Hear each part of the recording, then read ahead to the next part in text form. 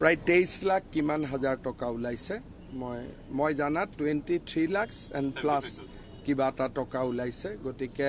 প্ৰায় 1,25,26 লাখ টকা আমি ৰিকভাৰী কৰিছোঁ CM ভিজিলেন্সৰ হিষ্ট্ৰীত এইটোৱে আটাইতকৈ ডাঙৰ ৰিকভাৰী চকুতটো বহুতখিনি অফিচাৰ থাকে বহুতখিনি কৰ্মচাৰী থাকে কিন্তু ইয়াৰ বাবে প্ৰত্যেকটো কথা যে সফল হম তেনেকুৱাও নহয় বহুত অফিচাৰৰ এনেও ৰাইজে দুই এজনে কিবা কাম কৰি নিদিলেও কৈ দিয়ে কোনোবা এটা সঁচাই কয় কোনোবা এটা মিছা কয় গতিকে কোনোবা এটা নিজৰ কাৰণত কয় কোনোবা এটা জেনুইন কয় গতিকে কিবা এটা এনেকুৱা নহয় যে সব অফিচাৰৰ পিছত আমি লাগি যাম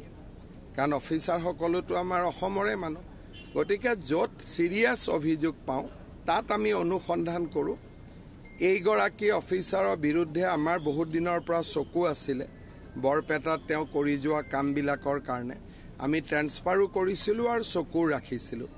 গতিকে য'ত যেনেকুৱা অভিযোগ আহে যদি সিৰিয়াছ অভিযোগ হয় ডেফিনেটলি আমি ব্যৱস্থা লওঁ 2019 চনত নিয়োগ হৈছিলে তাত কোনো কেলেংকাৰীও নাছিলে মেৰিটত চাকৰি পাইছিলে মই যিমান দূৰ জানো অফিচাৰ গৰাকী যিটো সময়ত দেউতাক ঘপাই এখন মহাবিদ্যালয়ৰ অধ্যাপকো আছিলে ভাল ঘৰৰ ছোৱালীও আছিলে পঢ়া শুনাটো চোকা আছিলে